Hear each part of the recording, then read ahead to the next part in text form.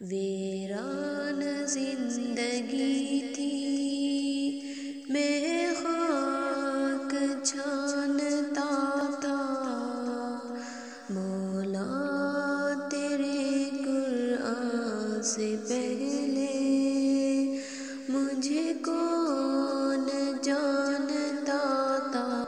السلام علیکم ورحمۃ اللہ وبرکاتہ۔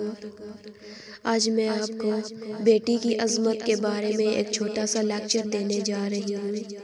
حضور پاک صلی اللہ علیہ وسلم نے عورت کی شان کو بلند کرنے کے لیے اس کو بیٹی کا درجہ دیا اور فرمایا، بیٹیوں کو حقیر نہ جانو، یہ بہت مہنگی ہوتی ہیں، والدین کو سنبھالنے والی ہوتی ہیں، بلکہ فرمایا جس کو 2 بیٹیاں اللہ نے عطا کی وہ ان کی اچھی پرورش کرتا ہے، ان کو کھلاتا پلاتا ہے، جب وہ بالغ ہو جاتی ہیں ان کا فرض ادا کرتا ہے تو قیامت کا دن ہوگا۔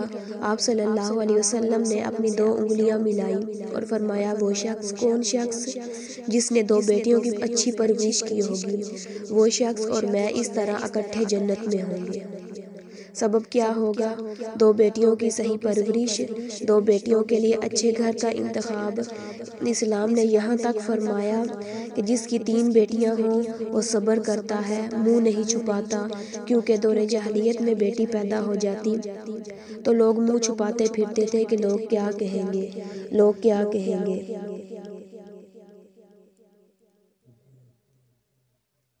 یعنی یہاں تک کہا گیا کہ اگر بیٹیوں کو اچھا کھلاتا پلاتا ہے اور جو اللہ نے مال دیا اس میں سے ان کے کھانے کا بندوبست کرتا ہے تو قیامت کے دن یہ تینوں بیٹیاں جہنم کے سامنے اس کے لیے دیوار بن جائیں گی، یعنی اپنے والدین کے لیے، اور والدین کو جہنم نہیں جانے دیں گی۔ اسلام نے عورت کے مقام کو بلند کرنے کے لیے یہ سارے کے سارے پیغامات اس لیے سنائے کہ معاشرے کے اندر تبدیلی آ جائے۔